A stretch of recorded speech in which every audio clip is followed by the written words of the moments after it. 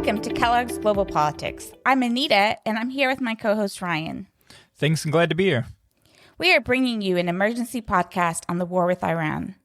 It seems like only yesterday that we put out a bonus podcast on the strikes in Venezuela. That's because it was just 3 months ago, and it may have encouraged a sense of military adventurism that has led to full-on war with Iran. Today, we are talking about who is currently running Iran at present, what the U.S. goals are, and what is likely to happen in the future. Will the regime fall? And if it does, what kind of government would likely replace it? So I am a little surprised about just this full-on war with Iran, something that I didn't think Trump would want to do, especially with his MAGA base, America First, isolationism, and the idea of getting into another war in the Middle East. Yeah, definitely. I mean, something none of this would be expected at the beginning of the administration. Certainly not how he campaigned. I think a lot of the posts I've been seeing on social media are calling his comments, even going back to the Obama administration, his criticisms around attacks on Syria or Libya. But even before that, all the accusations around Kamala. Essentially, she would lead to World War III and endless wars. And now we're in this situation barely a year into to his second term. And it's kind of a neocon dream. Mm-hmm. Every single the policy. Hawks won, and who would have thought that under a Trump administration? Yeah, you would never think that kind of Rubio and his small faction, which seemed he had to compromise on so much at the beginning. It seemed like the MAGA base, which is primarily isolationist, was dominant within the party. And that the era of military adventurism, of the era of the George W. Bush kind of period was over. But yeah. No, I think he's tasted the delights of military victory, and quick military victory with zero cost in Venezuela. And I think that's largely empowered him to roll the dice on Iran. Yeah, really, really striking. On one hand, I did think that Venezuela might lead to more military adventurism, but it was still hard for me to imagine a full-out war. But we can see why Rubio compromised so much in the beginning of the administration, because he's getting his goals now. Yeah, for sure. No, he's definitely one of the clear winners. I think it'll be very interesting how this shakes out kind of internally within the MAGA movement, and then looking ahead to 2028. Because obviously the successor to Trump, the leading candidates, obviously the leading one's J.D. Vance, who's very much aligned with the isolationists, against forever wars, against any interventionism within the Middle East, versus a Rubio. Yeah. Who, if he can chalk up multiple victories, and if Cuba ends up falling as well, who's going to be in a stronger position than in a general campaign in 2028? Yeah, I think most people would have counted Rubio out, but if this is a success, and the U.S. is able to clearly define success in this case, and as you said, Cuba, then it does. It gives him a boost to his presidential campaign, and probably, I'd say, running second to J.D. Vance, who's really the only candidate anyone has talked about up till now. Yeah. I don't know how that translates into Republican primaries, though, but who knows? So I think, we probably should get back to more the main thrust of, do we want to provide kind of an overview of where things stand? Everything's a very fluid situation. Obviously, combat operations just began a little bit over 24 hours ago from when we're speaking. Yeah, so why don't you provide an overview for us? Yeah, so I think around 2 a.m. Eastern time on early Saturday morning, Trump announced the beginning of joint combat operations between U.S. and Israel against the Iranian regime. And essentially kind of what's unfolded has been a series of airstrikes that have decapitated a significant portion of the Iranian regime. And most of these airstrikes to this point have been led by the Israelis. So as of right now, it's been confirmed that the supreme leader of Iran, so Ayatollah Ali Khamenei, is dead, along with a good number of the defense officials within the Iranian regime. So that included their head of National Defense Council, commander of the Iranian Revolutionary Guard, the defense minister, and the chief of staff of Iran's armed forces were all taken out. And apparently this was coordinated strike that was tipped off by the CIA, which actually you just toured their building right when these things were going down. But yeah, so it was a joint operation, but the strikes themselves were carried out by Israel. But the New York Times was reporting that the CIA was the one that kind of tipped them off that this meeting was being held, which seems like, again, we've talked about just the absolute shambolics of internal security within Iran. But this really takes the cake, particularly after all the failures in June during the 12-day war. But to have like your entire defense leadership cast all in a single location and to make it open for strikes seems, a stunning failure. So the defense portion, including the head of state, has been decapitated. But that being said, there are still a significant number of leaders within the regime left. And again, I think as we talked about before, this isn't some personalist dictatorship. Right. It's important. This is Iran. The current government was formed by the Iranian Revolution, so theocratic control, and it has a constitution with a clear line of succession.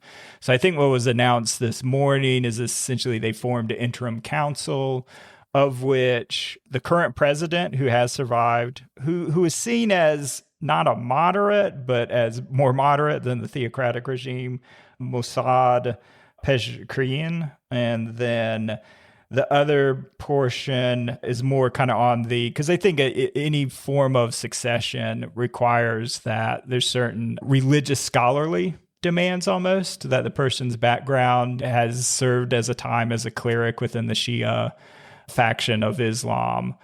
And so the other portions kind of within this ruling council is the head of judiciary and then a member of Iran's Assembly of Experts. And it's really this Assembly of Experts, which I think are primarily religious leaders, but it's a council of 88, and they ultimately kind of elect the supreme leader. So there's clear lines of succession. There's been a lot of talk before, because I think Khamenei knew that he was being targeted, particularly after the 12-day war. He's also really old. He's very old. Yeah, he was 86. So he had like a list of individuals of his preferred successors. So I think, what's been interesting is Iran has tried to signal, knowing that, hey, we just had a significant portion of our defense security establishment decapitated on top of what happened in June, which is already a pretty significant blow. And they're trying to signal stability that, hey, you can't decapitate. We have these plans. We have an organization. They're still launching numerous strikes. That's one thing I haven't mentioned, is that Iran has targeted a very large number of countries within the Middle East. The Economist had a nice map as of this morning with the current strikes. But yeah, it covers Qatar, the UAE, Oman, Riyadh in Saudi Arabia, Jordan, Syria, and then obviously Israel being heavily targeted. I even read this morning that the British mentioned that some missiles were launched at Cyprus, which we visited. And there's, I think, maybe 1,000 or so UK soldiers based on there. So there's a lot of criticism. The U.S. and Israel are alone currently in this operation. Europe has largely condemned certainly some of the actions, but they're also wavering somewhat. Obviously the Khamenei and the Iranian regime, very evil, despised, but obviously the actions being taken not legal in any sort of sense of international law. Everyone wants to encourage preemptive wars, and at least in Iraq, that's why it was so important that we made the excuse and went to the UN saying we had weapons. Yeah, there was justification. All of that had legal justification. To provide that justification, who I think he didn't even go to Congress, right? Let alone the UN, and no attempt Definitely to follow not the UN. U.S. law either. Right. Yeah, exactly. So, and I know there was a lot of debate after Venezuela trying to make it more firm that the administration has to go to Congress before starting operations of this nature, especially as large scale as this is.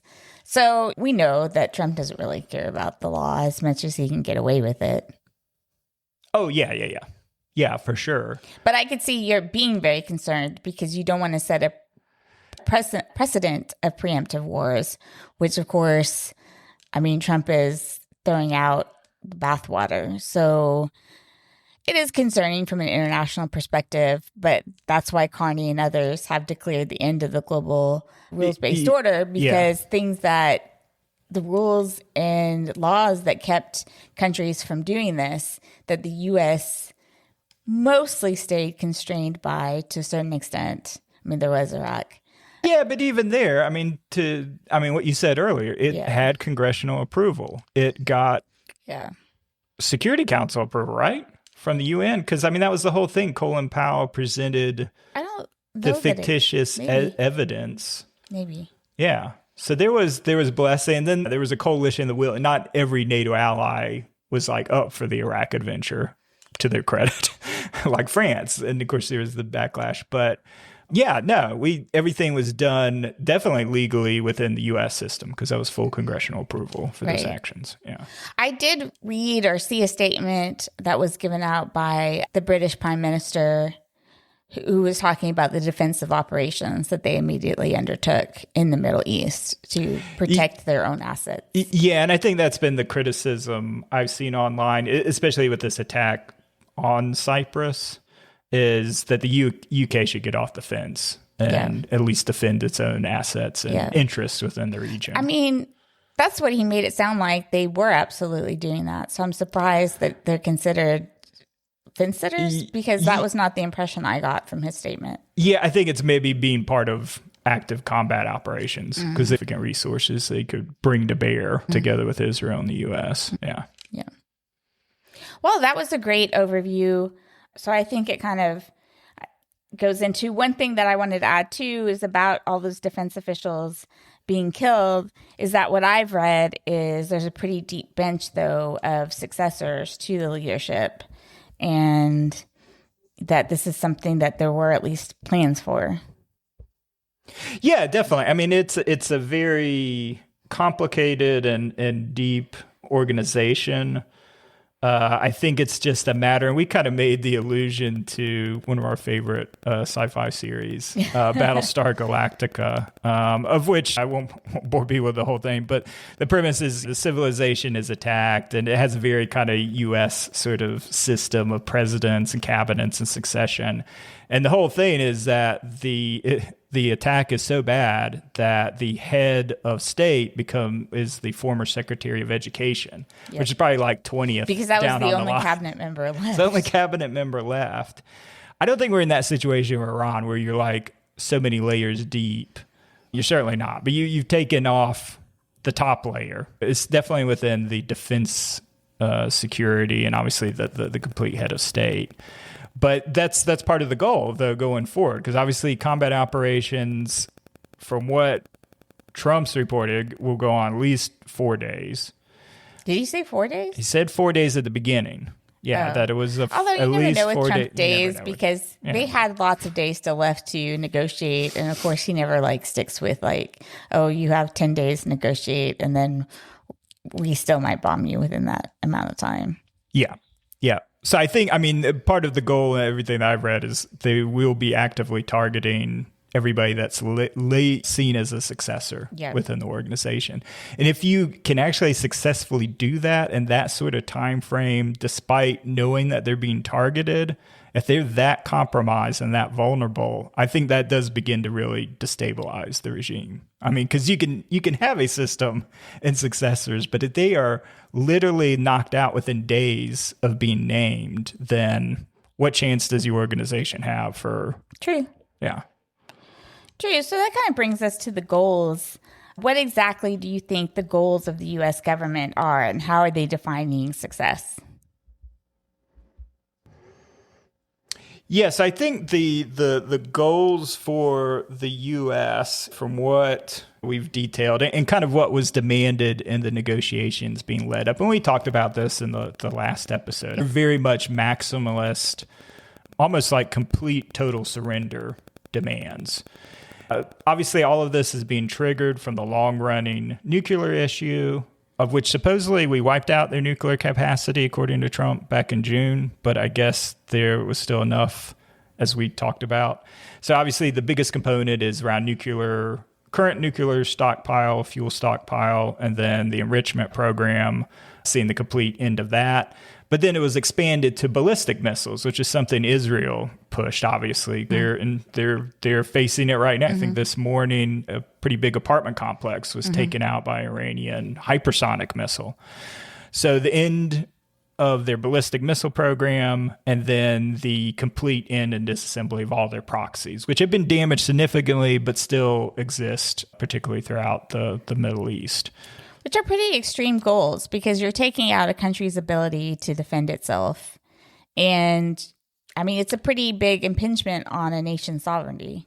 Well, I mean, yeah, well, I would say more to project force abroad. I think it's still, you're not asking for it to, if it was invaded, that wouldn't have the capacity to defend itself. This is more about kind of force projection. So, yeah, you are certainly ending all of its ambitions regionally. Yeah. Which is a lot for a revolutionary regime that was founded on all revolutionaries. I mean, this is heavily ideological and spreading its unique form of theocratic control. Yeah. I mean, I think the nuclear thing makes sense, but ending the complete ballistic missile program, that seems a little bit extreme, impinging again on sovereignty. And you have the fact that you're asking them to get rid of civilian uses of nuclear power, which will definitely impact their electricity generation. Really? Come on. No, I don't think so. I mean, that was always a fig leaf. I think their current mix, at one, they don't have an active commercial nuclear reactor that I'm aware of. You sure about that? I'm not sure, but I'm also has the largest natural gas reserves in the world. There's no reason for them to pursue nuclear power. It wouldn't make it barely makes economic sense here. Well, anyway, that makes sense to me. But the ballistic missiles seems pretty extreme. It was a big risk, but I think now it's something. I mean, I would imagine that the demands are probably amped up even more. I think what they're going to try to negotiate is something along the lines of Germany and Japan following the war. They're going to expect, if they're able to take out another layer of leadership and really show that any elite that doesn't make a deal is dead within a week. We essentially ran Korea and Japan for years after the war. You think that's what we want? What I'm saying is I think that the terms of the negotiation, just knowing Trump and thinking, rightfully so, let's take a step back. This is kind of extraordinary. I mean, the dangerous part of this is he's had two extraordinary, and it just talks about the capabilities of our military, of Israeli military, of our intelligence organization. How many months did it take us to get Saddam Hussein? I don't remember. It took 4 or 5 months, and we had 200,000 troops on the ground. We killed him in the first day. It's truly extraordinary. And this follows the operation in Venezuela that we talked about, just the logistics and complexity of that, to put several hundred special forces operation and to seize a leader. So this guy's Trump's definitely feeling like he has all the leverage. So I think the terms of the negotiation just increased significantly for Iran, that now you're talking about potentially, and then this is where I had the other point, which has been emphasized a lot. You talk to Rubio, there's a lot of emphasis on we can't negotiate with these, insane theocratic government. So I think part of it is the complete end of the Shia theocratic control. Interesting, though, because Trump did come out with a statement today or recently saying that negotiations were still possible. Yeah, right? But it's the terms of negotiation. Yeah. He didn't. I just looked at it took 9 months to get to Sudan. It took or 9 almost months. 9. Almost 9. I mean, we were in the Netherlands at the time, and I didn't know it was that long. But he was That's in a crazy. bunker, right? And they we had complete control of the country. Iran wasn't putting his leaders in bunkers, though. I mean, that's part of Iran's problem. Yeah, but still, it's just it's in the annals of military history, it is pretty impressive. Between that and what Israel carried out in the 12-day war, pretty impressive. Oh, no doubt that our military is extraordinarily impressive and capable, and no one should ever question the projection of power there. But it is how likely you can get Iran to agree to such maximalist objectives. Yeah, and of course. Yeah. I guess the question is, how long do we pursue something like this if we can't get Iran to agree to these sort of maximums? Yeah, and I think that's where it is very limited. And maybe you can give light on this too. I didn't because we don't have a subscription to Wall Street Journal, but they've been doing excellent reporting in general, I'd say, over the last couple of years. But their headline was around munition supplies and how long the U.S. can sustain like this bombing campaign. I don't know if that's something you've come across, but I think that's one of the limiting factors. Certainly at the pace and the number of targets that they're hitting, that there's a limited time frame on that. Munition shortages are a very serious concern, and then you have to think about China, and if you use up all your munitions, which we have a very limited stockpile of, very limited. How does this affect your ability to counter China were it to desire to take military action in Taiwan? I would say probably, I don't know if they're the same missiles, but likely some of them are. For sure, and yeah. Yep. projections war games with China had us running out in 7 days. So I imagine Iran were not using as many as we would anticipate for China, but it is still a limited supply. Yep. And how much are you willing to draw down on that supply? Yep. Yeah. Yeah, so I think that was the main point of it, and then yeah, I mean, I don't think Trump for sure does not want to get in a drawn out campaign, and certainly nothing. That's the other thing. Knock on wood. I mean, there's been no U.S. casualties in either one of these operations, which is again another extraordinary fact. But I think if that changes, let's say Iran. I don't know. I mean, you hear about these hypersonic missiles. You hear about that they've tried to target the ships currently in the Persian Gulf. God forbid one of those gets through and you have like 500 dead sailors. Yeah. That changes the calculus completely. I mean, this is already heading into this. 20% of Americans supported a strike on Iran. Right. Very, very unpopular, this decision. I think now if he can do it and basically just say, hey, we came in, we took out this leader, and then if it takes too long or doesn't go their way, I don't think Trump has any problem just like pulling the plug and but then you have going off to the next thing. But then you have to define success. Yeah, they killed the leader. That was a success. That was it. Well, that doesn't seem like a success. What was doing Maduro? I mean, I guess it was to get control of the Venezuelan oil, right? And weaken Cuba. I mean, at least that one had a clearer path. Yeah, I think it's hard if you. I mean, I guess it just shows. They've no doubt degraded considerably the ability of Iran to launch, because the other thing they're targeting were the ballistic missiles, those mobile units, and they've re-hit every single nuclear site and facilities. Right. So the one where they were rebuilding after the strikes from the B-2 bombers during the 12-day war, I'm sure they've re-hit. Right. So it just becomes kind of like a maintenance operation. It's like, well, we degraded them again. We took out more missiles. We decapitated their regime. All of those can be just framed as, okay, well, they're not a problem anymore. Yeah, I guess I see your point. I mean, on the other hand, you have these very clear demands and you're declaring success without getting those demands He met. doesn't. The way he frames it, the fact that they're going to have a lot more control over the narrative based on some recent mergers and changes within the news landscape within the U.S., I don't think it's a real issue. Also, it's the biggest thing is you don't want this to be detrimental heading into the midterms. And the detrimental thing would be any American deaths and any increase in energy prices as a result of this action. So I think that's the other thing that he'll be very conscious of. And that, again, is a very dynamic situation right now. The Strait of Hormuz, one of the things the U.S. targeted was the Iranian Navy, because that would be necessary for them to lay the mines through this very small passage between kind of the Arabian Peninsula and where Iran juts out. That hasn't happened. That being said, there aren't ships actively taking shipments in and out, just because I think insurers are nervous as hell, obviously, about the situation.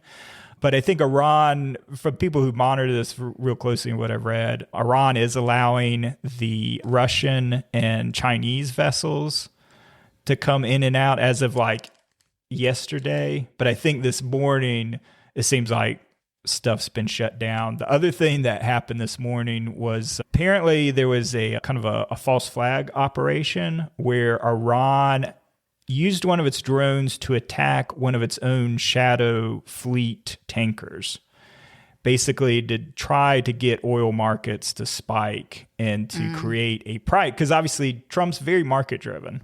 If prices were to spike, and just to give you reference on energy prices, so Brent, the international standard, I think before this conflict was trading around like $68 a barrel. And even that was response to the military buildup. This is after buildup, yeah. Right, so it had been like 60. Around 60, yeah, before. Which was low, definitely low. So it had gone up to 68, and now it's 73 this morning. Still relatively modest. Yeah.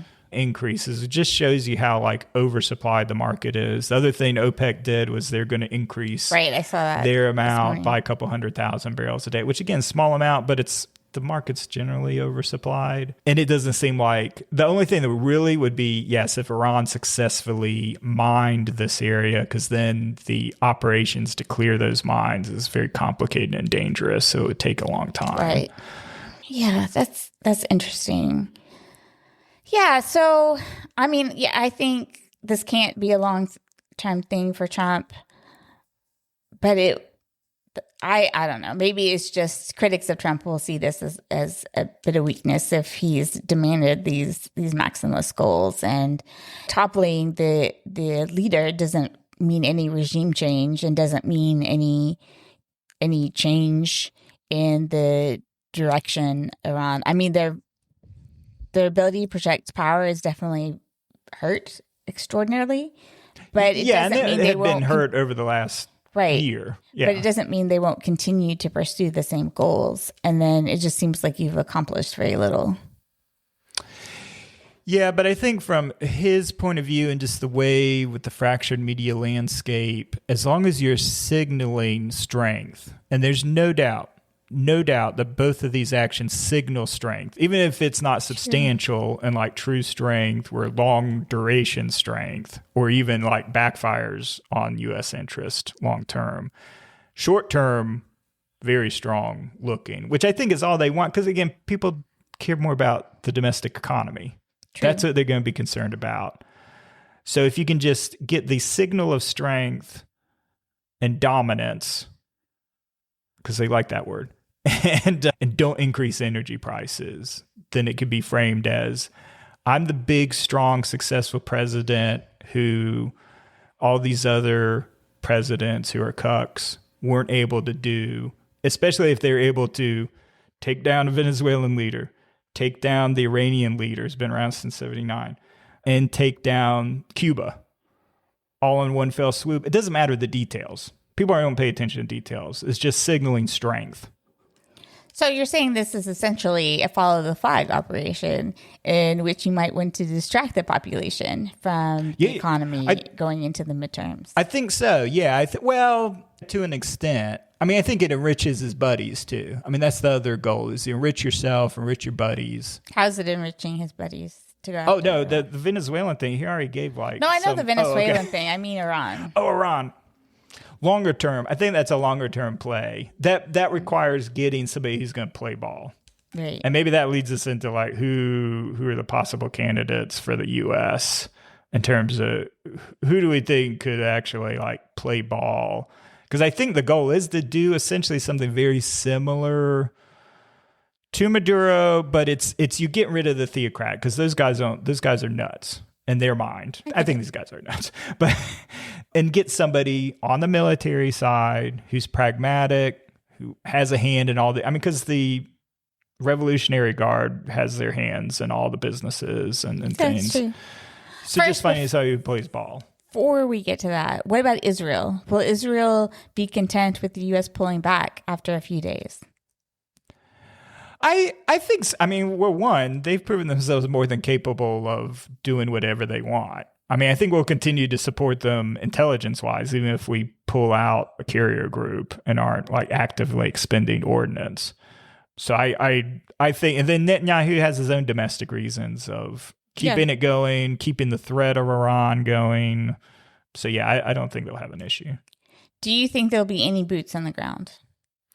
No, beyond there is and I did read this, which reinforced kind of my earlier thoughts. But yeah, I think special forces may be deployed. Well, that is sort of boots on the ground. Yeah, in a very limited sense that the U.S. population accepts. Yeah, it's not enlisted. I mean, it's enlisted guys, but not right. Not regular troops. Yeah, I understand what you're saying. Because I think one of the concerns, if things really destabilize, is that I think we talked about during the 12-day war, Iran has several hundred kilograms of fairly highly enriched, but not weapons-grade killer material.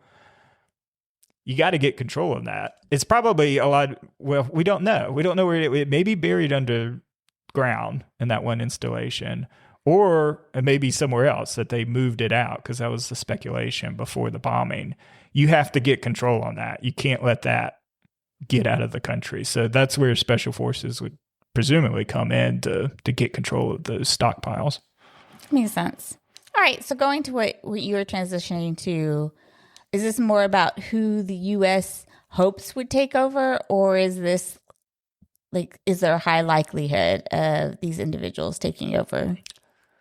I don't think there's a high likelihood of these individuals taking over. But yeah, I mean, the things that I've read were the two names that I've read of like possible candidates. One was Hassan Rouhani, who was the former kind of moderate president of Iran. So he would at least be seen as having some basis of support within Iran itself. I think the other one, who actually wrote a op-ed piece in the Washington Post, which may be a criticism of the Washington Post. Obviously, Washington Post has gone way downhill, recently fired a significant portion, including its whole foreign affairs staff, right? The majority of it. Yeah, the majority of it.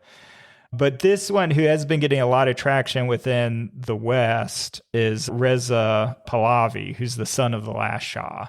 And he's seen as, of the expats, and it's significant. I mean, there's 4 million Iranian expats living in like the US and the UK. I know there were pretty big celebrations in Georgetown yesterday from the Iranian expat community around the death of the Ayatollah. But essentially, he wrote in this op-ed not advocating for the restoration of the monarchy, which there's zero support, right, I would think, for that within Iran, but rather a transition government, of which, of course, his group would help lead. I think this is the least likely scenario. It was all the talk too. This was during the Iraq War too. There were plenty of like Iraqi expats. Yep. I can't remember the one individual that kind of the Bush administration at the beginning of the war really focused on. It never really goes well when expats try to take over a country either. Historically, that has not been successful. There's certainly very, very short-lived to what extent that has ever occurred. But I definitely think this is the least likely scenario. Plus, you would have so much opposition internally within the country. Yeah, I mean, where's his basis of support? Yeah. And more importantly, and I think this gets to the other thing that I noted this morning, was actually our Bethesda neighbor, John Bolton, was interviewed. And from the headlines, because there's been a lot of jokes also online that John Bolton is like loving this. This is like what John Bolton always wanted, was safety cabinet. But he was actually very critical Because I think he's become a big critic of the administration and its decision making. I think it's the haphazard nature of it, and what he fears is the lack of planning for the events kind of afterward. But that sounds like the U.S. Well, yeah. It's usually our problem. I mean, and just you really have to contrast this to Venezuela, where all we wanted was control of the oil, and we were very happy to work with Maduro's successor. We did not advocate regime change, and we were almost against any sort of democratic transition. So because of potential instability. So it's pretty different to want to get rid of the current regime. It's a much dramatic. It is a very much more dramatic change. Yeah. And much harder to manage. Yeah. Yeah. No, and I think it comes down to, with any of these, you ultimately have to have a group of men with guns that are supporting your faction in order to be successful in any sort of coup. And that part is completely unclear. I mean, Bolton was kind of speculating on not so much the Iranian Revolutionary Guard, who is seen as still pretty ideologically tied to the theocratic regime, but it has to be part of the regular, because you have other sections within they're kind of the elite part of the military, but then you have the regular military. And can you get enough like colonels and generals to break off from the regular military? And that's something that's what intelligence services do. This is what like the CIA would do, or the Israeli Mossad would do. And then you're working with the whatever opposition groups, because that's the problem is, you've had literally millions of people in Iran last month protesting in the streets against this regime, against the economic situation. But this is just this isn't an organized group with leaders, let alone people with guns, which is what they need. So it's not clear at all. Is there stuff going on with the intelligence services in the background that are coordinating? Because this is what they're counting on. I mean, Trump came out in that speech and said to the Iranian people, this is your chance. You're not going to get another chance. You need to overthrow your government. So it's almost like that's part of the strategy, which if there's no support, and that's Nicholas Kristof had a op-ed in terms of like, what are the fundamental things that we could actually be doing? And one of the biggest things is get the internet. Make sure we had started this program of trying to get Starlink deployed to many people in the country, but I don't get the impression that's being pushed forward. But it's all unknown. I mean, I'm just speculating on. But those are the things you would have to, one, communication, two, intelligence coordination with opposition group, and then critically enough like divisions within the regular military. Or if you had a split within the Revolutionary Guard, that you could actually have enough guns essentially to break down internal security. That's very true. Then you're asking military leaders to give up all these sort of military strategy positions. No, I think that's where the deal making, and maybe where Trump is. No, I mean, you're making a deal or you're even making a deal. It's like, hey, you're this opposition dude that in the Revolutionary Guard who controls like, let's say like the midstream operations and gets like money for every like natural gas that flows out of the country. He gets like his beak wet. He's like, well, you get to take that over now. So you're making deals with like these individual generals and military leaders, and you're saying, hey, we'll keep you in the business. We'll keep you in the loop. You're going to gain from this. And you begin to split off that way where you're carving up like commercial interests that maybe the hardliners have. And then you're offering it up to these guys as like part of their incentive. Because I think everybody needs the economic incentive, right? For guys with guns to come over. Right. Well, it's not even if these factions in the military exist. It's about whether they can have popular support as well. Because you need a certain that's why I think the Iranian regime, right? Yeah, still has a base of support, right? Yeah, and I think that's important to realize is, and man, I swear it's so hard. like on social media, knowing what's real, what's AI, but there were videos showing, significant population mourning the Ayatollah within Tehran. Right, absolutely. Like, we cannot forget. We see these protests, and they are pretty right-scaled, but the majority, they're in the rural areas, but the majority still support. They bust them into the cities, I think, but Right. I mean, they're not largely in the cities. They're in the they are in the rural populations, but they have strongly supported the regime. Yeah. And you have to have some basis of societal support. I think that's what people don't understand about autocratic regimes too, right? That no matter how deadly your military is, and certainly Iran has been willing to use that against its own people, that you cannot rule totally through fear, that you must actually have some support for whatever regime takes over. Yeah. Yeah. Yeah, no, for sure.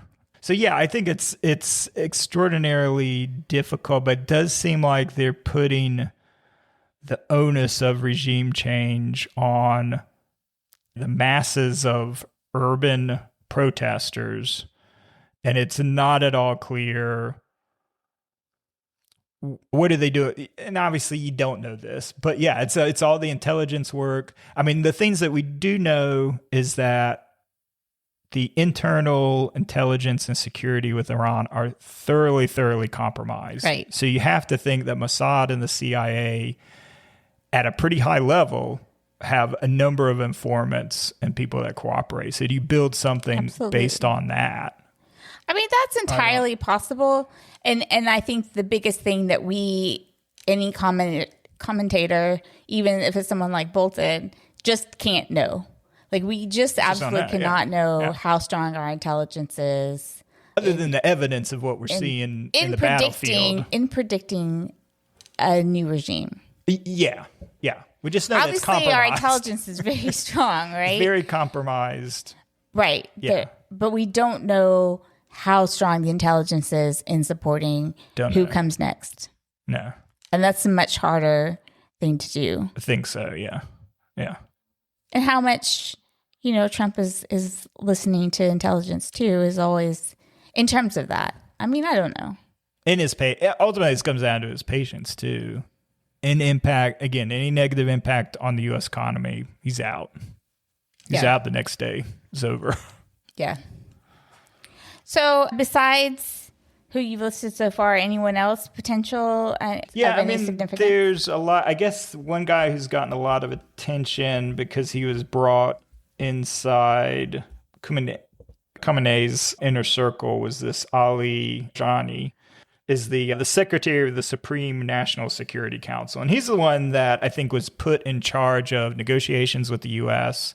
He's also been the one making the most appearances on Iranian state television that gets broadcast to the West. And he's struck a very defiant tone. He could not technically qualify under the Iranian constitution as a leader because he doesn't have a theocratic religious background. But some people are seeing him as like kind of an outside candidate. I think the biggest ones that are being named is the current head of the judiciary, who is a theocratic, who I know is also being targeted. And then the other one, which actually it was not supportive of, but his own son, Taba Khamenei is the son of the recently executed Ayatollah. But he was actually against having a dynastic that isn't seen as kind of part of the Iranian revolution and guard. So it's and these are the more likely candidates internally. Certainly not the U.S. preferred ones. I think basically any theocratic leader is probably a no-go just based on what's coming out from the White House and the leadership there. Yeah. Right. Well, one thing that's clear is this will likely not be another Iraq. The length of willingness to engage in this conflict, as well as boots on the ground.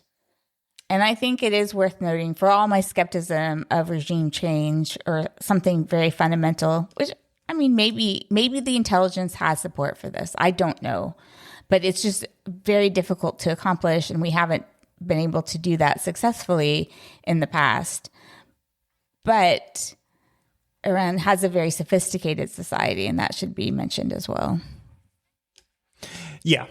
Yep. Yeah. It's not a personalist dictatorship. Established constitution, very involved system of succession and decision making. So yeah, it requires, kind of like mentioned at the beginning of it, like this. Again, you have to just have complete intelligence dominance that you're able to just at this stage continue to will just take out leadership as it's named, continue to target it and take them out.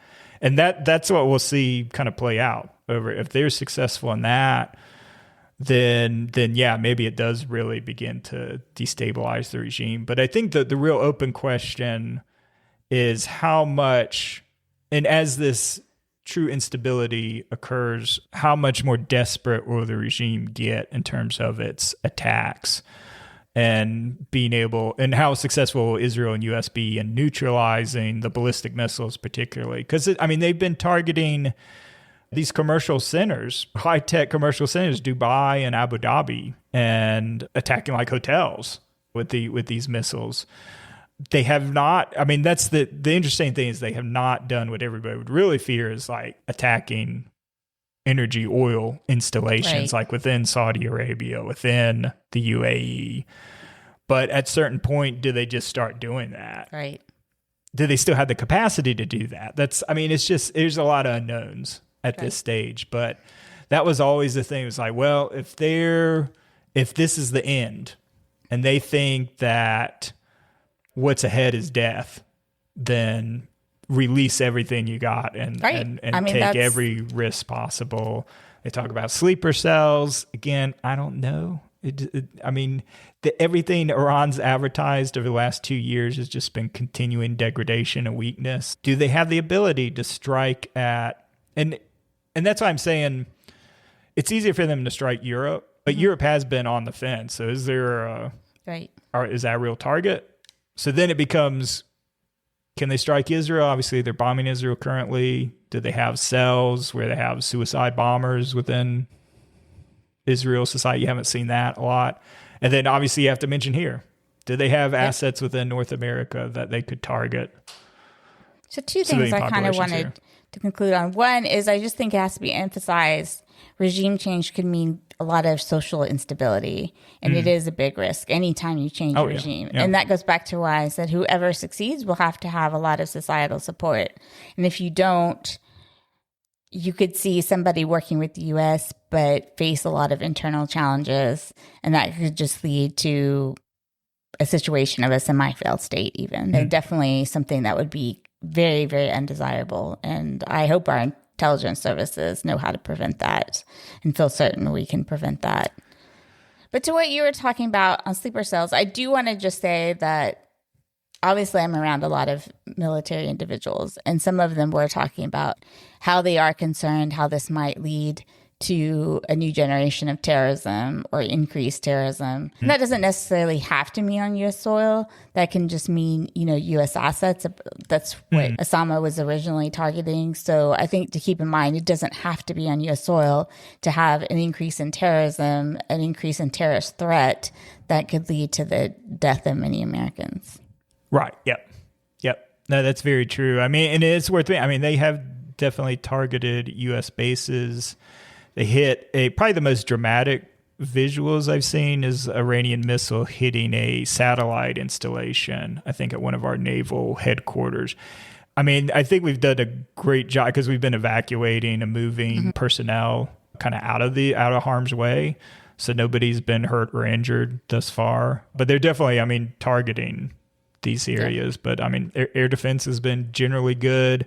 Again, it comes back to same for Israel, the munitions. So how much can, and there's some speculation that Iran is just sending its weak stuff, so it's non-hypersonic missiles, in order to deplete the air defense munitions of Israel and the U.S. before sending like real. But that could just help BS too.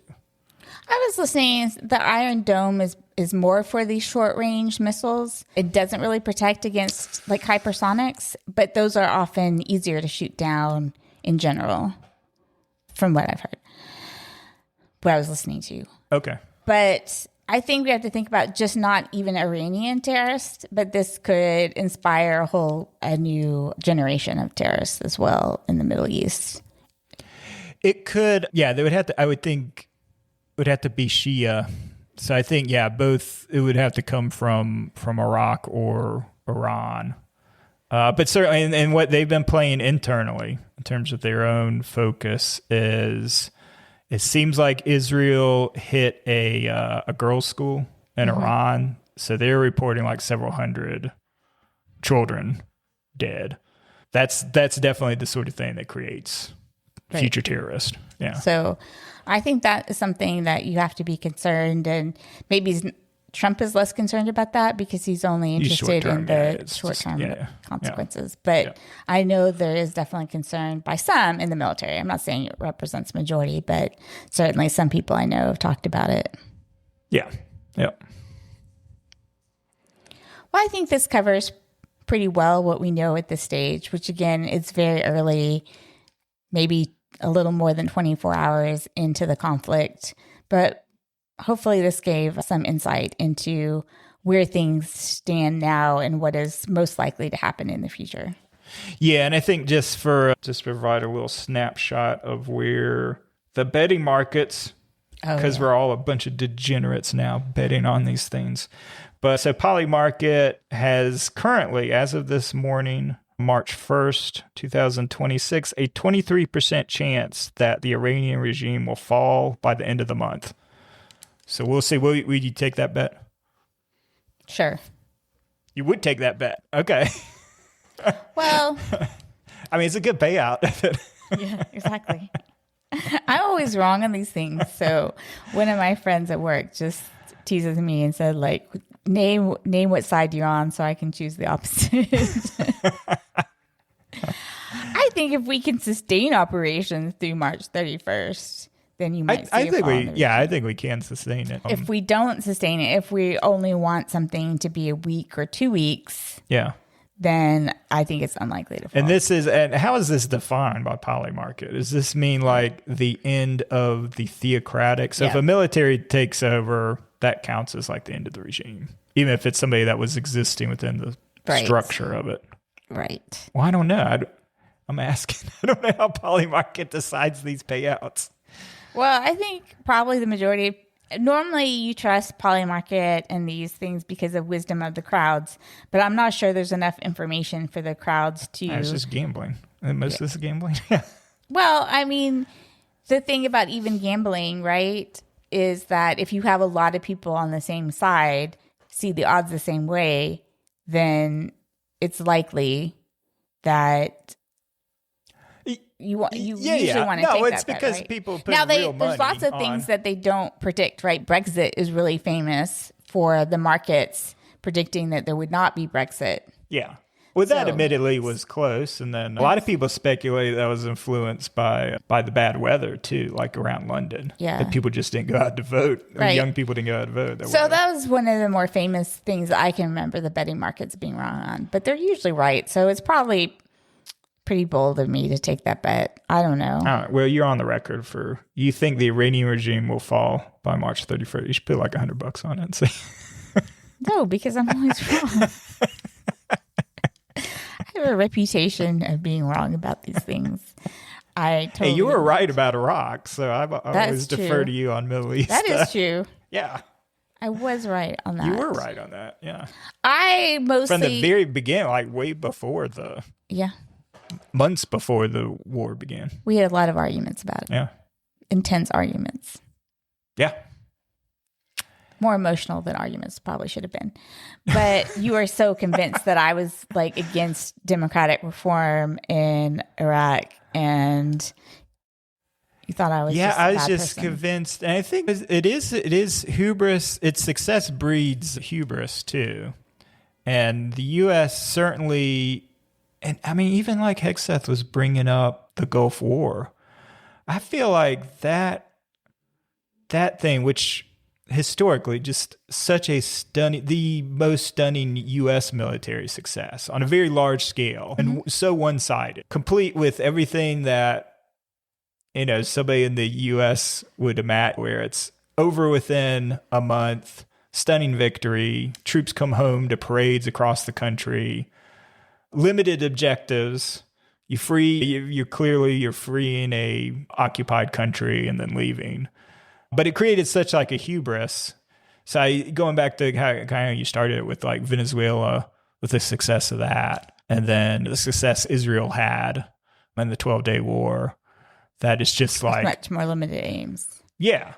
So what I would say is if we maintain this level of operations through March 31st, which we talked about, do we even have munitions? Are we willing to deplete our munitions enough to maintain this sort of campaign for a month, right? It's March 1st. And you're successful in just like knocking out one level of leadership after another. So if you can maintain it by March 31st, then I think the regime will fall. But I think I don't know that there will be a successful transition.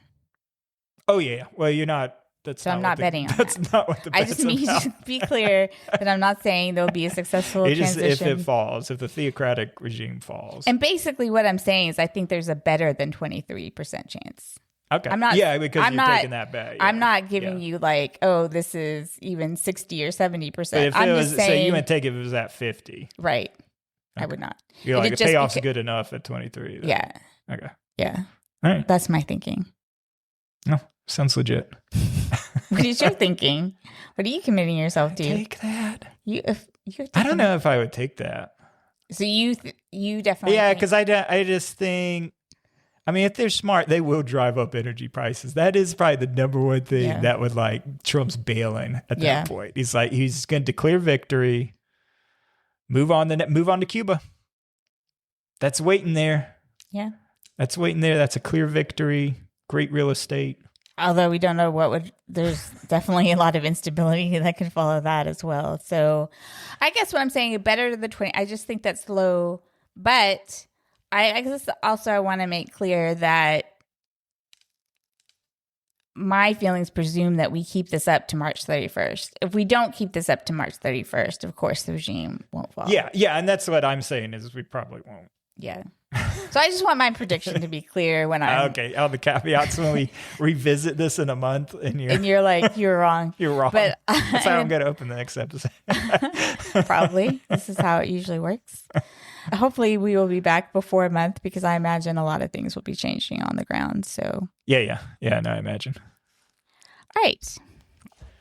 Well, I think that brings us to the end of this episode of Kellogg's Global Politics. You can visit our website at www.kellogg'sglobalpolitics.com and follow us on X at Global Kellogg or me at AR Kellogg. You can also reach us by email, so Anita at kellogg'sglobalpolitics.com and myself, Ryan, at kellogg'sglobalpolitics.com. As always, please see the show notes for the articles we discuss in this episode. Thanks, everyone. Thanks. Bye. Bye.